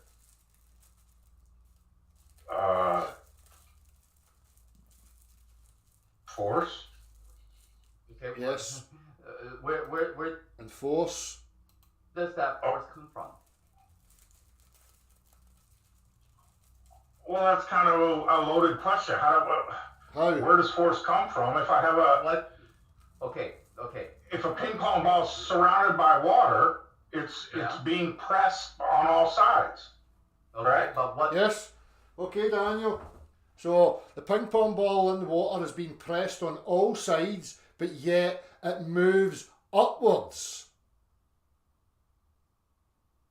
Doesn't stay where it was until it's in free fall, obviously. But when we're watching a buoyant object move upwards, then the fluid that's surrounding it is equal in all directions, but yet it still has a vector, which is upwards. But what is? Yes. But not only when the water is at rest. Only when the water is at rest. When water is at free fall, there is no pressure, there is no force, there is no buoyancy. See, and Daniel, this is what I'm saying about Dan. I don't know him personally, to be honest with you, but I sense that there's a will to fight for the sake of fighting without really comprehending why. Because when these things are being pointed out to you, Daniel, I can see the cognitive dissonance in you. You know there's a problem here, but somehow you're doubling down for the sake of fighting against it. And I don't understand why that would be, other than you've just got a bias that you want to be true. Now that's not genuine. That's not an honest person, mate. Right? At the very least, you should be saying there's some serious questions to be asked here, especially when we get to this demonstration that's just about to be shown to you. And would you, Daniel? Yeah. Give me a minute and a half. We're gonna watch a video together real quick, and then I want you to explain this video to me. Okay? Okay. Minute and a half. That's all I ask. Okay, and then we're gonna talk about it. Got it? Key will only Yes. when there is a force being applied. You can test this for yourself. You cannot stretch a slinky without a force. Now, this is important to note here, right? Because as William's explaining this, as he stretches the slinky, he's expressing there has to be a force, which is him applying motion to the slinky in order to elongate it, stretch it, whatever word you want to use. Now, Daniel doesn't have an issue here, right? Daniel knows that the reason the spring's being stretched is because there's a force present, that being that William's acting on it in a particular vector in a particular direction in order to cause it to stretch out. No highlighting, he's not saying anything here, doesn't have an issue. This is something important to note, as it will make the following experiment much easier to understand.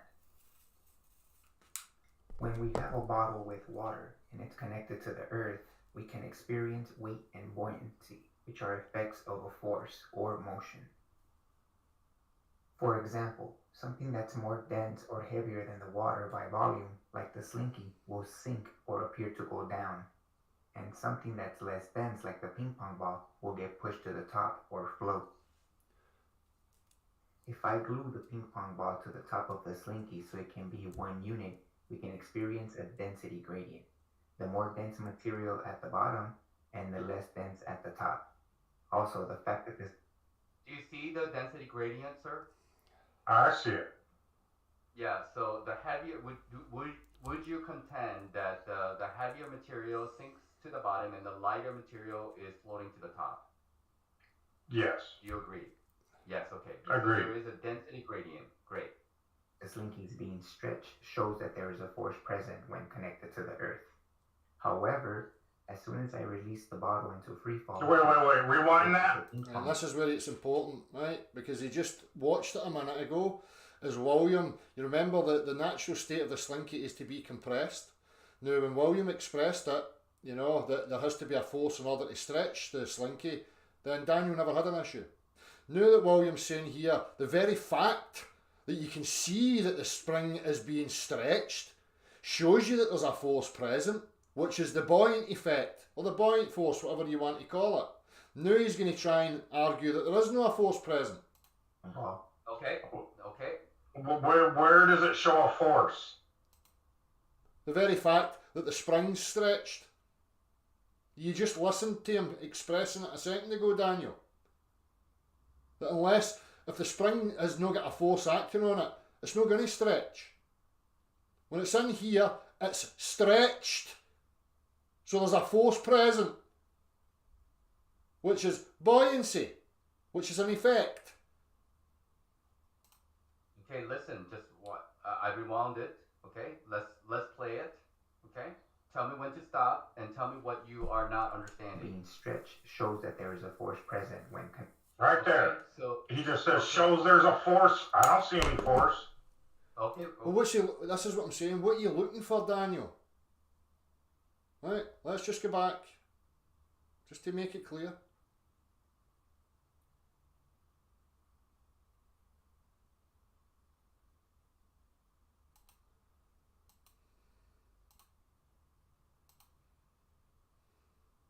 can experience weight and buoyancy, which are effects of a force or motion. For example, something that's more dense or heavier than the water by volume, like the slinky, will sink or appear to go down. And something that's less dense, like the ping pong ball, will get pushed to the top or float. To explain this video to me, okay? Okay. Sorry, I've jumped Minute and a back. half. That's all I asked, okay? And then we're going to talk about it. Got it? This part here. This is where Daniel needs to pay attention.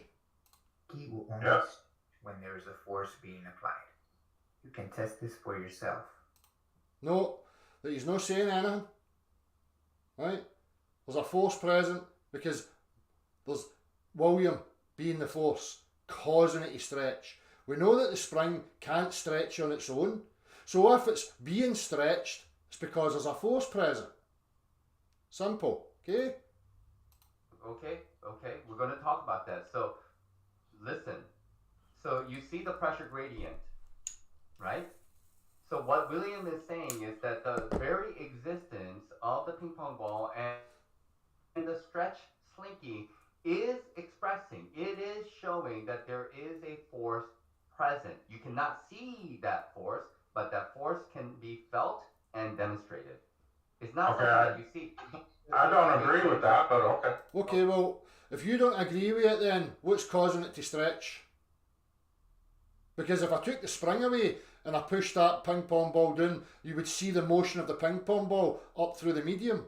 So there's a force because there's a motion. Because remember, motion is force.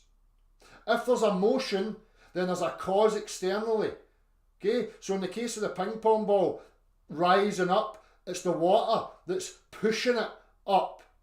Now the water is being pushed by the container, which is in turn pushing the water, pushing on the ping pong ball and stretching the slinky.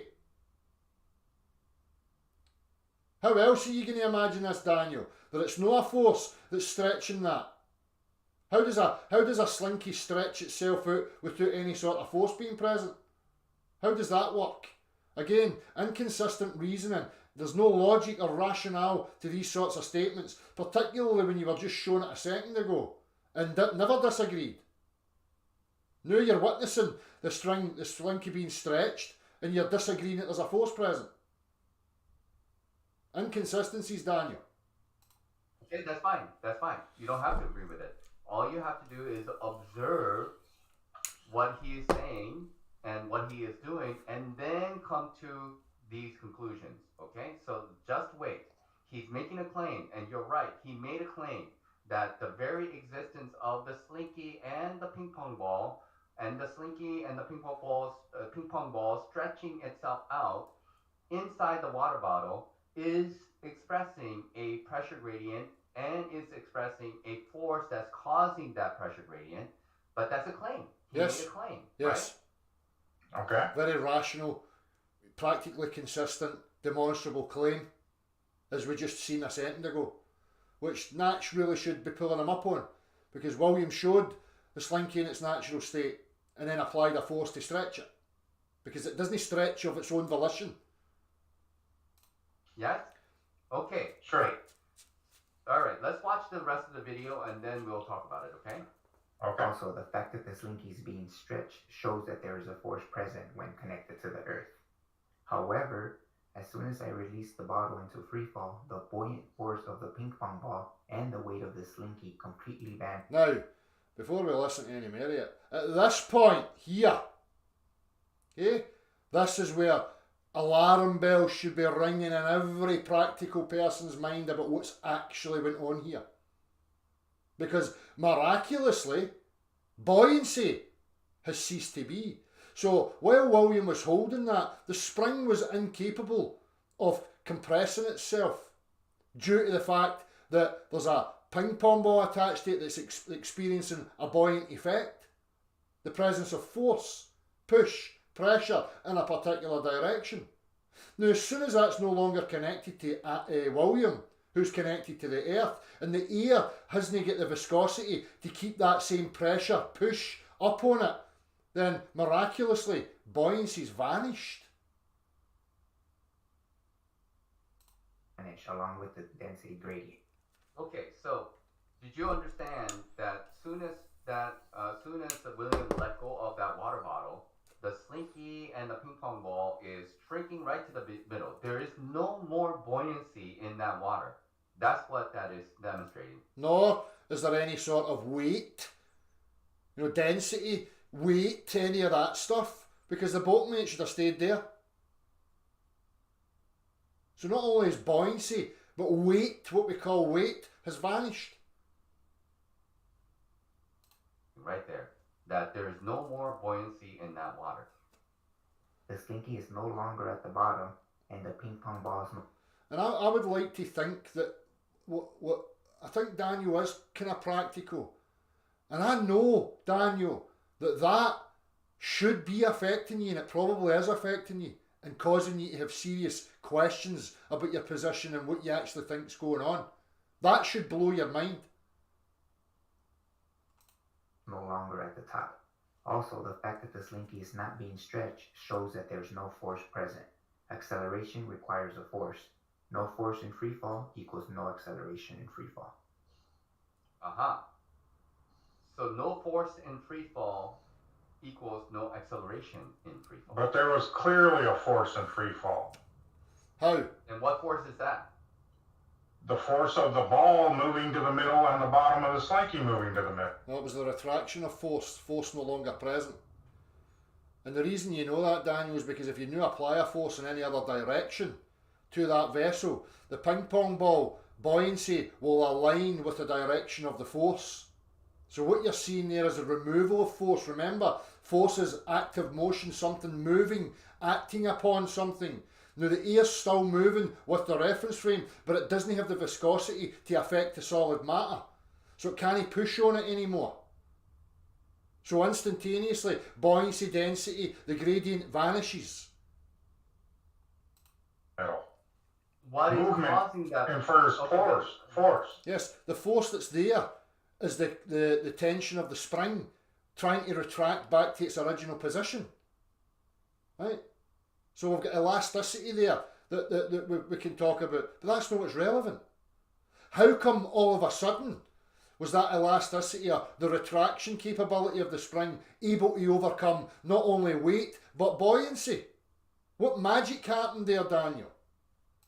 Okay, but sir, that movement of that ping pong ball and that movement of that slinky towards the middle is caused by what? What caused the slinky and that ping pong ball to go to the middle? It's What not. is the cause of it? The question really, again, and I'm not being critical here, the question shouldn't be what's causing the ping pong ball and the stuff to go to the middle. It's what caused weight and buoyancy to vanish. That would be the question you should be asking them. Because the answer to why they went to the middle is because of the tension of the spring. Because now the gradient's gone, buoyancy's gone, weight's gone. So the only thing that's left is the tension of the spring recoiling. The spring of the slinky, I'd imagine. Mm-hmm. Because in the normal state of the slinky, it wants to be contracted, right? Right. The normal position of the slinky. But what caused that slinky to be stretched out? It was more dense than the water it was put in. No. Yeah, well, slinky is more dense than the water, but the ping pong ball is less dense than the water, yes? Right.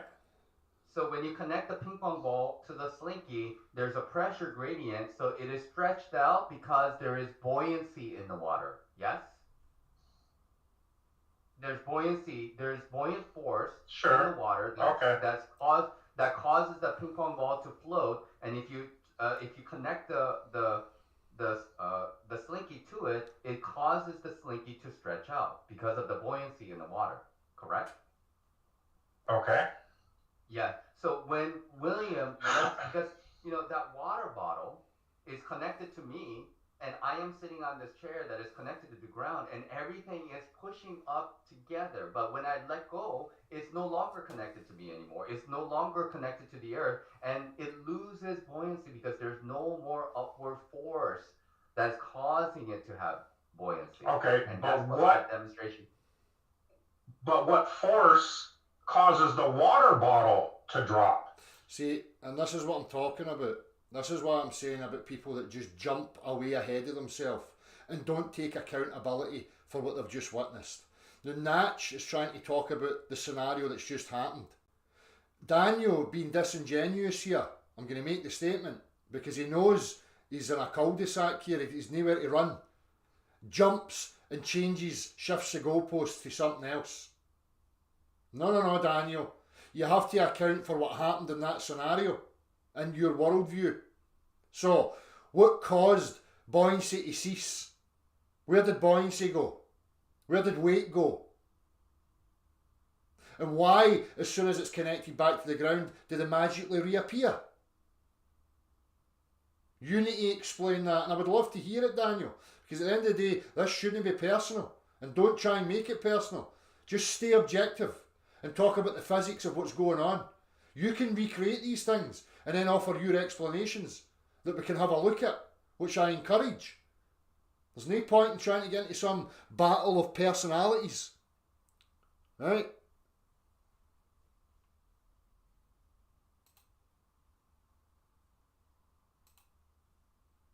So, you know, this sort of mental gymnastics is happening more and more. You know, with people who are having to, who are, you know, flat earthers have spoke a lot in recent years about cognitive dissonance. You just witnessed cognitive dissonance right in front of you. Right? There's no cohesiveness to what's being offered, and just an avoidance to what was presented to you. Because again, if you're going to advocate for some sort of relative density disequilibrium, let me just get back here. You need to comprehend your claim, right?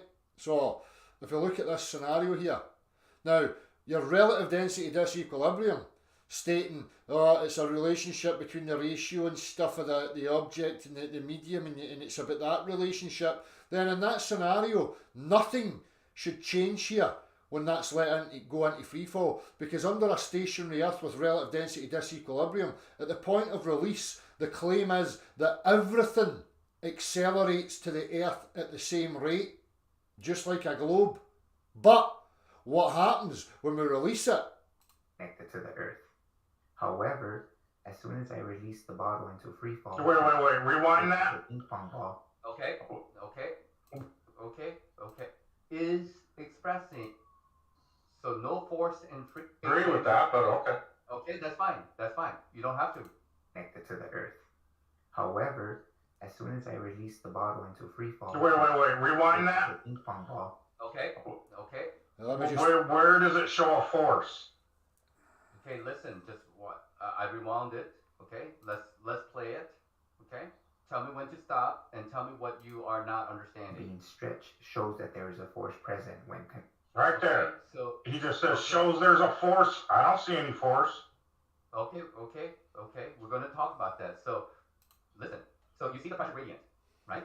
So what William is saying is that the very existence of the ping pong ball and the stretch slinky is expressing, it is showing that there is a force present. You cannot see that force, but that force can be felt and demonstrated. It's not Okay. that you see. I don't agree with that, but okay. Okay, that's fine. That's fine. You don't have to agree with it. All you have to do is observe what he is saying and what he is doing, and then come to these conclusions. Okay, so just wait. He's making a claim, and you're right. He made a claim that the very existence of the slinky and the ping pong ball, and the slinky and the ping pong ball stretching itself out inside the water bottle is expressing a pressure gradient and is expressing a force that's causing that pressure gradient. But that's a claim. He made a claim, right? so relative density disequilibrium has to state that everything accelerates at the same rate, but when this is released, we're going to see that there is a change that occurs. It's not all accelerating down at the same rate. Okay, so again, inconsistencies because it's hogwash. Again, what people need to comprehend it in a globe earth or a stationary earth or whatever, you've got to have a force acting downwards and simultaneously acting upwards. Because in order for this to be reality, that would have to be the case. There has to be a force acting downwards and upwards at the same time to give you your dense material at the bottom and your buoyant effect up here. Again, inconsistent with reality. There's no force acting simultaneously in two opposing directions. It's preposterous. That's not how reality functions. So again, they've got massive problems other than just this, right? But as we witness here, relative density disequilibrium, it all accelerates down at the same rate, no change should happen. Okay, great. All right, let's watch the rest of the video and then we'll talk about it, okay? Also, the fact that the slinky is being stretched shows that there is a force present when connected to the earth. However, as soon as I release the bottle into free fall, the buoyant force of the ping pong ball and the weight of the slinky completely vanish. Gone. We see a displacement, a contraction happening as buoyancy, density, weight is no longer present. In these people's worldview, nothing should have changed there. The whole system should have accelerated in their worldview equally with every component towards their earth. It's nonsense. I wish people would snap out of this and let it fucking go and start getting on the path of actual reality. True physics. There's a couple other wee bits, but I'll get back to it the next time. Because no doubt I'm going to be going over this stuff again and again.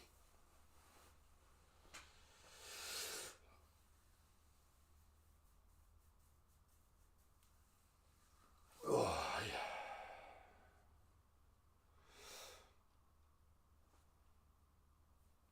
Yes, at the point of contact, there's an initial acceleration.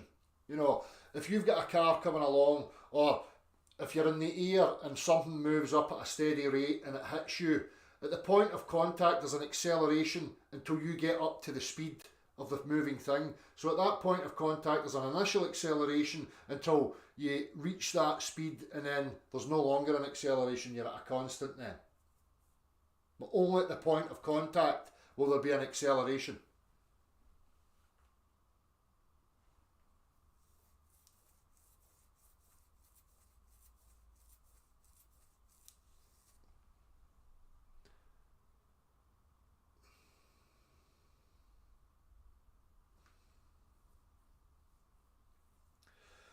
But this is all a result of the knee-jerk reactions of people who never gave respect where it was due, who never gave themselves the respect and the time to unravel and delve into it. They have had an emotional knee-jerk reaction, right? Now that knee-jerk reaction caused friction. And through that friction, these people have identified that they're in one camp and we're in another, and there's this battle that has to go on. What they should have done is went, hang on now, like I do, I'm going to go in and I'm going to comprehend what's actually been stated here, and then I'm going to go and do my work, and I'm going to see what's what, see if the statements are matching, see if the logic and the reasoning's consistent, and then I'm going to come back and then I'm going to enter into the discussion. But people don't. They've got a knee-jerk emotional response that creates friction, and then they identify that friction as being my fault, they caused it, and then they identify me as the enemy, and then that's them doing a us-them sort of psychological emotional position, and they're no longer objective anymore. So rather than jumping in and being incredulous to the position, do the work. Get your position ironed out and then bring it to the table. If you still want to bring your position, then bring it and lay it out, and I'll lay mine out, and we'll go through it and we'll have that discussion.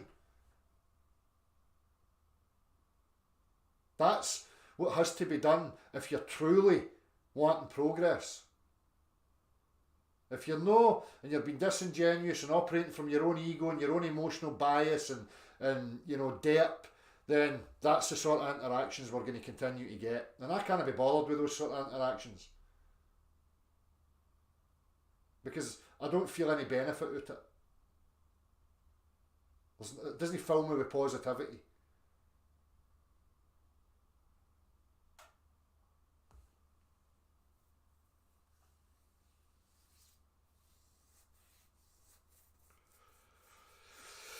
Aye, Paul, it's all madness. Have you got yourself a van yet?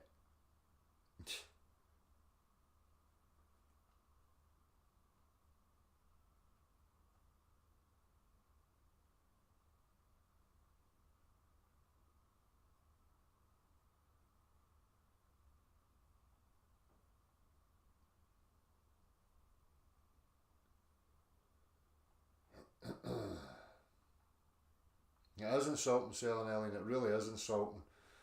And that's the point I'm at. I'm not going to, sustain these insulting mannerisms, this disregard, this illogic, emotionally impulsive confirmation bias. It's fine. And again, these people have made statements that, just that's it. And then I see them back again and back again and back again, but they'll never have the dialogue with me. They don't want to have that dialogue with me, for whatever reason, Again, I'm here. If we can remain objective and just stay on the topic, it's fine. Everything will be fine. But if you've got a horse in the race and you've got some bias, it's going to create a shit show. And I don't want needle. Nothing irritates me more than having needles with people that don't have to be there.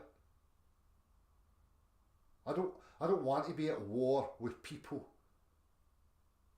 I don't want to be in some camp and have an opposer and have this, schism going on, this dichotomy continually. Oh, they're good, they're bad, and you need to... It's not about that for me. All I ever want to do is understand. And we're couched in language here, which is causing all sorts of frayed relations with people that doesn't have to be there.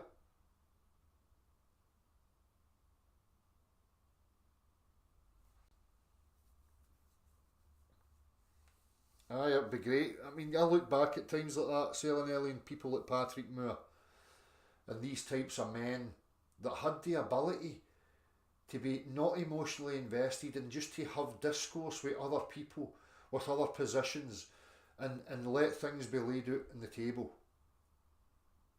But that doesn't happen anymore. There's so much investment in subjectivity that it's skewing people's ability to have productive, progressive discussion.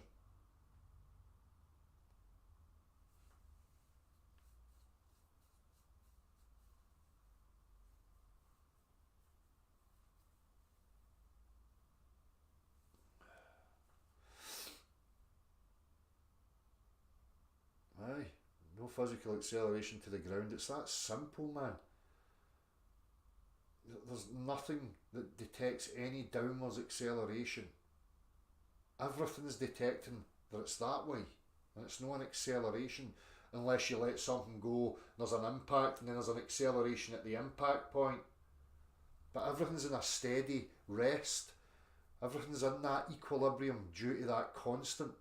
And for me, that's my position. There's two constants going on. There's a resistive constant and there's a motion constant. And this is the result of that. But regardless of any of those other aspects, people can't even get past their position and what the demonstrations are showing and nullifying their position. They're trying to argue further along the road without taking responsibility for the fact that their position has been nullified by these practical physics demonstrations, because their explanations, their rhetoric is inconsistent with the physical results. And I don't know why they can't see that. Other than bias, emotionally invested in a imaginative bias and some ego aspect that does not want to be wrong, that doesn't want to take responsibility, that fears that they're going to lose face or respect or something. Well, you're looking in the wrong place, because if you're looking to people like me, you will gain nothing but respect for admitting when you're wrong and moving on and adapting. Nothing but respect. But when you dig your heels in and you're logically inconsistent and you're utilising mental gymnastics and shifting the goalposts and squirming, that does not deserve respect. So you can delude yourself all you like. You're not going to change me. You're not going to change any of this.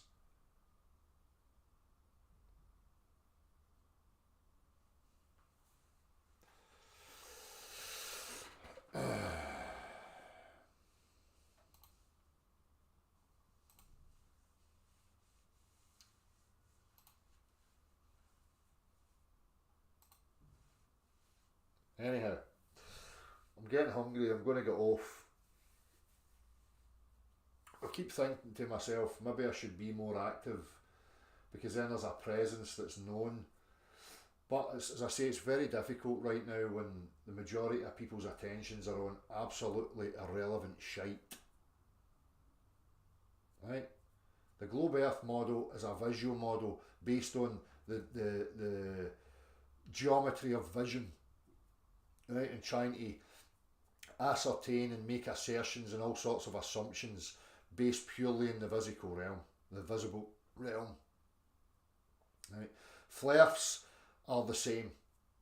The majority of flares now are arguing optics and don't have the ability to lay it out and put it in its place. So I'm in a struggle with myself continually right now, where I'm like, the propaganda has done its work. The propaganda has skewed perceptions and instilled itself in people to the point now where rationale, logic and objective reality are secondary. People are in a fervorous, battle of us v them, point scoring, trying to win. There's no winners or losers, with objective reality. There's none. There's just objective reality, and people who either accept it or people who deny it. It's that simple. The rest of it is a shit show. If you're still out there,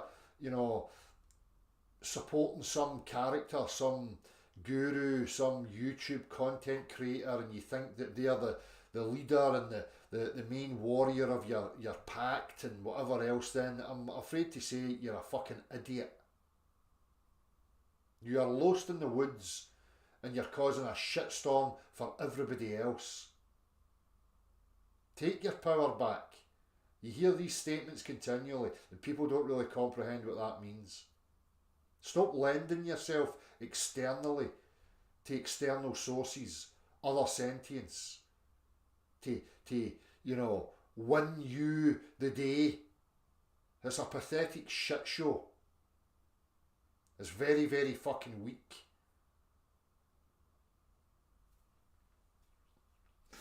Anyhow, I'll be off ski pops for now. Yes, Natalie, too much focus on drama and irrelevant observations. Nothing's changed.